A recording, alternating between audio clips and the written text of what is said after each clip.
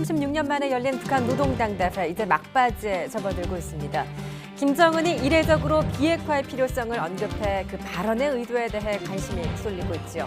아울러 당 최고 수위에 추대된 김정은의 어떤 직책이 부여될지도 관심입니다.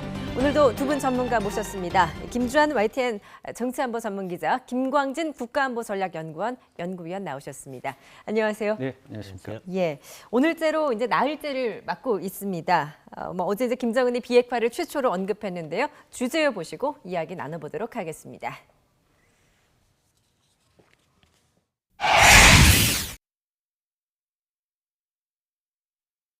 우리 공화국은 책임 있는 핵 보유국으로서 침략적인 적대 세력이 핵으로 우리의 자주권을 침해하지 않는 한 이미 천명한 대로 먼저 핵무기를 사용하지 않을 것이며 국제사회 앞에 지닌 핵전파 방지 의무를 성실히 이행하고 세계의 비핵화를 실현하기 위하여 노력할 것입니다. 예, 김정은이 이렇게 공식석상에서 비핵화라는 단어를 써가면서 언급을 한 것 이번이 처음이 아닐까 싶은데요. 그런데 북한의 비핵화가 아니라 세계 비핵화였습니다. 어떻게 보셨습니까? 그렇죠. 북한은 비핵화 자기 혼자 하지 않겠다는 뜻이죠. 그다음에 지금 셀프 핵 보유국도 되지 않았습니까? 외부가 인정을 안 하는데 이제 책임 있는 핵 보유국이 됐다. 예. 그리고 북한의 비핵화는 얘기할 필요 없고 육자회담이 뭐요? 이제는 필요 없다는 아마 얘기 같습니다. 예. 세계의 비핵화에 노력을 하겠다. 결국은 미국이나 러시아 중국 등 핵 강국들의 비핵화 없이는 북한의 비핵화가 없다.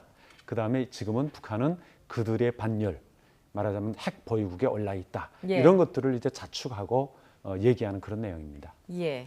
얼마 전에 이 워싱턴에서 핵안보 정상회의가 열렸는데 그때 오바마 대통령이 핵 없는 세상을 만들자라는 말을 했어요. 그런데 핵탄두는 미국이 제일 많죠. 그런데 미국이나 러시아, 과거의 솔트 협정이라든가 이런 미소 냉전 때 핵을 많이 가진 나라들이 핵 군축을 하면서 탄두수를 없애서 비핵화로 가자. 이건 좀 어느 정도 합리성을 가진 이야기라고 보는데 예. 지금 김정은이 느닷없이 세계 비핵화를 위해 노력하겠다라는 것은 자기 스스로를 오바마 대통령이나 미중 간 러시아 같은 반열을 올려놓고 싶은 욕망이 있었던 것 같고요. 또 예. 하나는 이 선제 타격을 하지 않겠다라는 발언의 의미를 굉장히 보면은 핵으로 주변국이 자기를 적대적인 않는 한이라는 전제가 들어 있어요. 그런데 이것이 핵 보유 국가들이 핵무기 가지고 선제 타격하겠다는 소리는 단 한 번도 아닙니다. 이건 사실은 핵무기라는 거는 기본 상식적으로 갖고 있을 때 가장 위협의 강도가 큰 거지 사용하면 이른바 보복을 당하게 한다는 건 누구나 다 아는 사실이거든요. 그런데 이 말을 했다는 거 보면은 좀 전략적으로 좀 정교하지 못했다 이런 느낌을 받았습니다. 예, 전략적으로 정교하지 못한 그런 전략이었다라는 분석이십니다. 그런데 이제 김정은 정권이 이렇게 핵에 집착하면 집착할수록 체제의 단명을 초래하는 이른바 이제 핵함정에 빠져들 수 있다라는 분석도 나오고 있습니다. 어떻게 보십니까? 네, 그렇습니다. 그 양면의 칼날입니다. 그러니까 북한은 이제 체제 수호 그리고 소위 자기들 말로는 미국의 이제 핵 위협으로부터 체제를 보위하고 나라를 수호하기 위해서 핵무기 개발할 수밖에 없었다 이렇게 계속 주장하고 있지 않습니까? 그렇지만은 국제사회 그 혈맹인 또 동맹인 중국을 포함해서 러시아 국제사회가 다 반대하는 그런 길을 가고 있죠. 모험주의를 선택하고 있습니다. 이 위험이 높으면 높을수록 거기에 대한 이제 대가, 책임 이런 것들도 더 뼈아플 것이고 더 강할 것이다.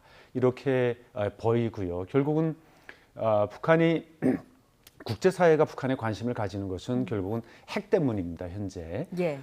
경제적인 측면이라고 할지 또 다른 물론 인권 문제가 이슈화되고 있지만 그래서 미국에서도 이제 가끔 농담으로 하는 얘기가 이제 핵 문제 아니면은 미국 전문가들이 대북 전문가들이 이제 하품만 할 수밖에 없다. 이런 이제 농담 아닌 그런 진담인데요. 예. 결국은 북한도 그것을 잘 알고 있기 때문에 자기들 이제 체제 수호를 포함해서 외부적인 자원의 갈취를 위해서 또 협상 카드로 핵 문제를 계속 키워오지 않았습니까? 예. 그러니까 그런 입장에서 또 북한이 안고 있는 그런 위험 이런 것들이 커질 수밖에 없다 이렇게 보이고요. 또 역사적인 경험을 놓고 봐도 사실은 왕조가 망하거나 국가가 망하거나 독재 사회가 망하는 거는 이제 자충수 보통 자기가 파놓은 함정에 빠져서 이제 죽거든요. 그러니까 네. 그런 의미에서는 북한이 핵보험이 그 자기를 올가매는 또 체제를 더 불안정하게 하고 빨리 단축시키는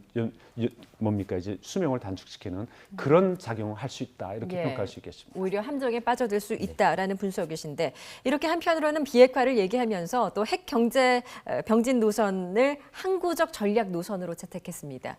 이건 또 어떤 아이러니라고 볼 수 있을까요? 그렇죠. 역시 그 지금 그 연장선에서 설명을 드리면 이제 뉴클리어 트랩이라고 그러는데 이 핵 경제 병진 노선은 본인은 이제 사실은 이 핵무기를 완성을 하면은 그걸 재래식 무기를 대체할 수 있다는 효과가 있다.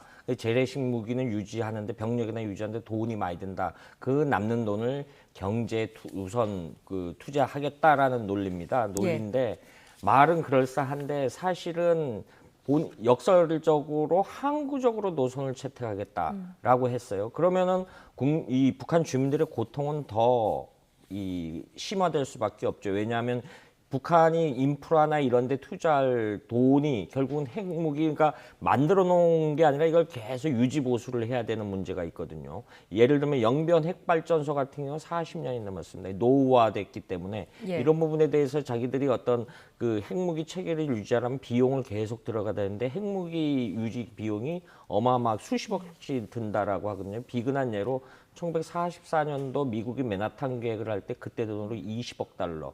미국 연방은행에 있던 은이 3억 달러에 불과했다랍니다. 그럼 비용이 어느 정도 많이 드는지 알겠죠. 지금도 그 상대적 비용은 거의 같다라고들 추산들을 하거든요. 그런데 이 항구적으로 유지하겠다, 영원히 가겠다, 예. 앞뒤가 안 맞는 말이죠. 분석적으로 보면은.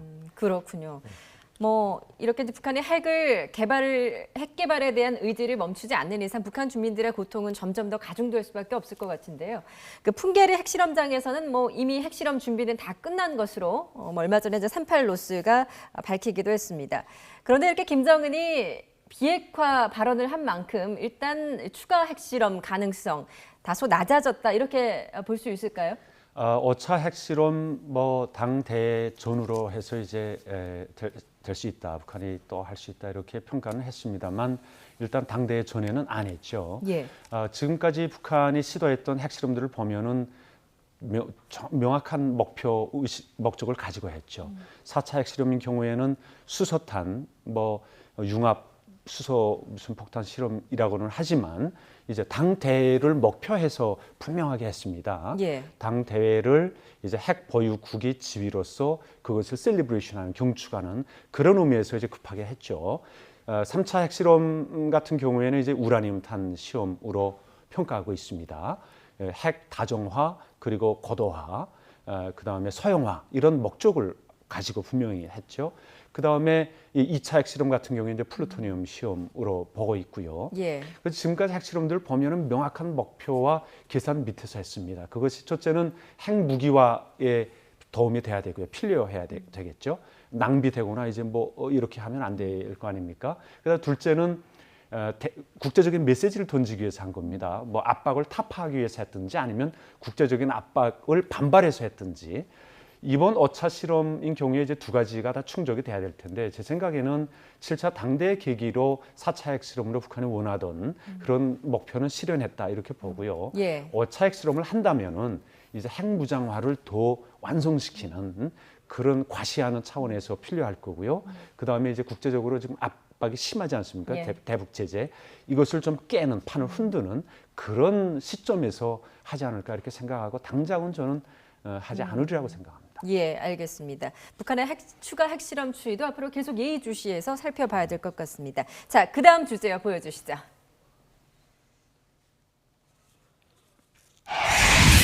네, 이번 북한의 노동당 당대회에서는 36년 전에 6차 당대회 때 등장을 했었던 간부 가운데 8명이 건재를 과시하면서 다시 모습을 드러냈습니다.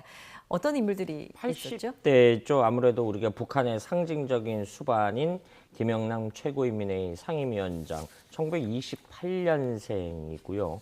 외교관 출신으로 알려져 있습니다. 저도 먼 발치에서 2005년 평양에 갔을 때 본 적이 있습니다. 키가 굉장히 큰 사고 굉장히 건강한 사람이에요. 김기남은 이 북한의 괴벨스라고 불리는 대중 선전선동의 아주 최고의 전략가로 하고요. 박봉준은 여러 내각 총리, 과거에 이제 정무원이라고 있었습니다. 그런데 내각의 총리고 최영림이라는 인물도 있죠. 오국렬이라는 인물을 좀 주목해서 볼 필요가 있어요. 전 예. 참모장인데 이 사람이 살아났는데 추론컨대 이 오국렬의 아들 중에 오세현이라고 있다라고 합니다. 한 40대 중반인데 예. 이 오국렬의 아들은 오세현이라는 이 인물이 김정은의 초기의 사조직 봉화조라고 이른바 중국으로 말하면 로얄 패밀리의 2세들 태자당의 견적을 볼 수 있는데 아주 그 일원 회원으로서 평소에 김정은과 굉장히 관계가 돈독하다라고 합니다. 그래서 오국렬 같은 경우는 그 아들 덕분에 아직까지 권좌에 남아있는 그런 측면을 봤고요. 어쨌든 전체적으로 보면은 북한에서는 그 혁명 열사, 혁명 1세대의 기준에 따른 그런 어떤 예우 분위기가 어떤 쭉 있어 왔기 때문에 이 사람들을 대한 어떤 명예직이지만 그대로 놓는 게 오히려 김정은 백두혈 통해 세습 체제를 유지하는데 혹시 필요한 도구다. 예. 이렇게라는 평가를 내릴 수 있을 것 같습니다. 예, 당초 일각에서 이제 이번 당 대회를 통해서 뭐 대규모 권력 세대 교체가 있을 것이다라는 전망을 내놨었는데 아직까지는 뭐 이렇게 그다지 큰 변화는 없어 보이는데요. 세대 교체가 이제 올글마담 같은 사람들 이제 8명이 나왔었죠. 그런 사람들은 웬만해서는 안 바꾸죠. 예. 본인들이 과오를 범하지 않거나 아니면 건강상의 문제가 있지 않거나 또 충성심에 뭐 변심이 있지 않거나 하면은 안 바꿉니다. 대체로. 예. 근데 이제 그 아래 간부들 뭐 부부장들이랄지 과장들이랄지 그런 사람들은 많이 바뀌죠. 그렇군요. 그리고 북한 역사를 놓고 봐도 이제 지금 7차 당대이지만 6차 당대, 5차 대회 4차 대회 그리고 당 지도부 성원들 그 바뀐 면모들을 보면은 당 군사위원회 위원들 바뀐 거 그다음에 당 중앙위 그 지도기관 저 집행부 성원들이죠. 그 사람들 바뀐 거 보면은 예. 세대 교체가 분명하게 아. 계속 일어났습니다. 그러니까 예. 이전에 당중앙위 후보위원 위원하던 사람들이 10년 뒤에는 정치국 후보위원 위원하고 세대 교체가 계속 일어나거든요. 그러니까 그 맨 위에가 일어난다는 건 결국은 그 아래는 훨씬 더 많이 그렇군요. 일어나고 있다고 봐야 되겠습니다. 그 가운데 한 예. 명이 그러니까 이제 지난해 급부상했던 그 조용원 당 조직 지도부 부부장. 예. 이번에도 좀 뭐 김정은의 귀인말도 하고 뭐 좀 눈에 많이 띄었던 것 같아요. 그렇죠. 김정은 이제 소열로 넣고 봐도 조직부 부부장이죠. 그냥 부부장인데 부장 이업 그리고 인민보안 저 부장이죠. 그 예. 자리에 이제 같이 앉았다는 걸 봐서는 또 집행부 성원에 원래 이름이 없었는데 옆에 있다는 거 봐서는 김정은 소기 뭐 실장 정도로 예. 이제 실무들을 다 관할하는 그런 인물로 보여지고요. 예, 이례적으로 또 주석단에서도 굉장히 좋은 자리를 좀 예, 좋은 차지하지 자리에, 않았나. 예. 그런데 저기 보면 좀 굉장히 주목해야 될 부분이 하나 있어요. 저 전체 보면 39명의 주석단 일원이 이제 보고됐는데 굉장히 눈에 좀 군부 인사가 거의 안 보인다는 측면입니다. 네. 군부 인사가 안 보인다는 거는 어떻게 해석이 가냐면 아버지 때 성군 정치를 강조했던 거를 배제할 수 있다. 그런데 세대 교체 문제에 있어서 지금 거의 저기 출신들이 핵 관련 과학자들 빼놓고는 조직 지도부 출신 인사들이에요. 이 인사들이 결국은 세대 교체 과정에서 지금 말씀하셨던 주요 보직에 자기 사람 심기가 나타날 수 있다라는 부분이죠. 그러면 이 사람들은 사실은 짧은 기간 내에 이른바 김정은에 대한 충성도가 검증이 안 된 부분이 있고요. 근데 군부 인사들은 배제됐기 때문에 상대적으로 표현은 못하지만 불만이 극대화될 수 있는 이런 요인 때문에 오히려 급격한 지금 저런 식의 배치가 오히려 김정은한테는 결국은 칼끝으로 다시 돌아올 개연성이 있죠. 그렇군요. 자, 북한 36년 만에 제7차 노동당 대회를 열고 있습니다. 지금 뭐 철저히 비공개 상태로 지금 진행을 하고 있고 그야말로 뭐 신비주의를 고수하고 있다라고 해도 네. 과언이 아닌데요. 그 다음 주제 한번 볼까요? 예. 북한 이번 당대회 외신 출입도 통제하고 외빈도 초청하지 않아서 집안잔치다 이런 지적도 나오고 있습니다. 과연 여기에서 이제 김정은이 어떤 직책을 부여받을 것인가도 관심인 것 같습니다. 네, 북한에서는 최고 수위로 이제 추대한다 그렇게 얘기하고 있지 않습니까? 그 일정의 좌표도 있고요. 뭐 사실 직함을 어떤 걸 만들어서 이제 부여하든지 간에 현재 최고 수위죠. 뭐 지금 가지고 있는 건 이제 노동당 제1비서, 자기 아버지를 총비서, 영원한 총비서로 앉혀놓지 않았습니까? 그 다음에 할아버지는 영원한 국가 주석으로 앉혀놨죠. 그래서 아마 뭐 위원장 타이틀을 이제 빌릴지, 뭐 아니면 또 다른 무슨 타이틀을 빌릴지 그건 큰 문제가 아니고요. 현재로서도 이제 최고 수위이기 때문에, 다만 당 대회라는 그런 뭡니까 그 식을 갖춰서 이제 식을 갖춰서 대관식을 한다는 데 의미가 있겠죠. 크라우닝. 이제 물론 자리는 다 앉아 있지만 그런 식을 갖춘 결혼식 비슷하게 그런 데서 좀 의미가 있지 않을까 보고요. 결국은 이제 북한뿐이 아니고 전 세계가 바라보는 가운데 김정은이 명실상부하게 이제 북한 노동당 그리고 북한을 이끄는 최고 지도자다. 이런 것들을 이제 확인시키는 그런 자리로서 의미가 있을 것이다. 이렇게 역설적으로 이렇게 추론해 볼 수 있어요. 김정은이 인민군 대원 소칭이라는 노동신문이나 활자 매체에 나오는데 군복 입은 모습이 어딘가 있다라는 소문은 있는데 이른바 인민군복을 입은 모습이 한 번도 노출된 적이 없습니다.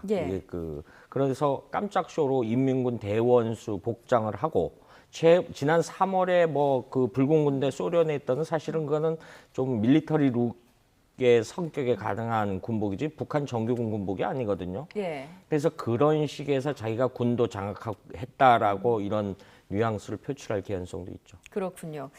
그런가 하면 이제 김정은의 여동생이죠. 김여정이 어떤 직책을 맡게 될지도 관심인데 오늘 좀 재밌는 보도가 나왔습니다. 그 일본의 요리사 후지모토 겐지가 김정은과 만나 들었다라는 이야기인데 보셨습니까? 네, 아마 사실일 겁니다. 뭐 개인적인 사유든 무슨 이유에서든지 계속 북한을 방문하겠다고 했었죠. 했었는데 이제 거절을 당했습니다. 왜냐하면은 로열 패밀리에 대한 그 비사 이런 것들 많이 털어놓고 언론 플레이를 많이 했기 때문에 이제 북한 당국이 계속 이제 거절을 했었는데 어느 한순간에 연락 왔다는 거 아닙니까? 들어와라. 제가 보건대는 이제 김정은이 친구가 많지 않을 겁니다. 자기 주변에 그 80대, 90대 노 간부들 주변에 둘러싸여 있고 제일 나이가 지금 자기가 친하게 부르고 하는 사람이 조영은 이제 그 사람이 58세이거든요. 그러니까 엄청 심심할 겁니다.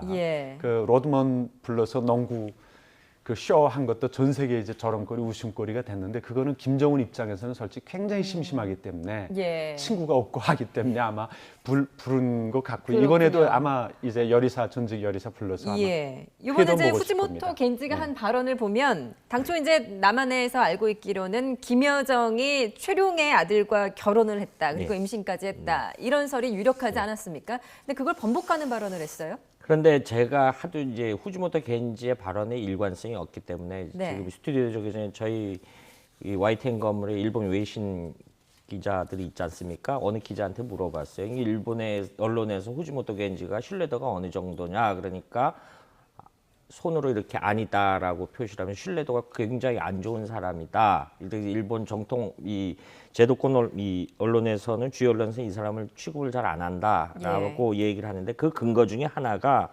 지난번에 마이니치하고 얘기할 때는 미사일을 울컥해서 쐈다 그랬어요. 이게 똑같이 갔다 온 건데 지금 이 주간현대 일본 주간현대하고는 얘기가 다릅니다. 그런데 또 더 1월 6일에 핵실험을 했죠. 그때 일본에서 뉴욕타임즈하고 회견을 하면서 본인이 뭐라 했냐면은 이 핵실험이 뭐였냐. 이란 등 잠재국의 이 미사일 기술력을 팔기 위해서 했다. 이 전제가 안 맞는 얘기죠. 이란은 이미 핵 포기 선언을 했는데 그래서 앞서 그 제가 만난 일본 외신 기자는 이 사람이 이런 식으로 해서 주간지나 방송에서 출연료를 거액의 출연해서 이런 식으로 했는데 본인도 아침에 국내 한국 일간지를 봤는데 자신은 그 기사를 신뢰를 못하겠다 이런 얘기를 대신 전해드리겠습니다. 알겠습니다.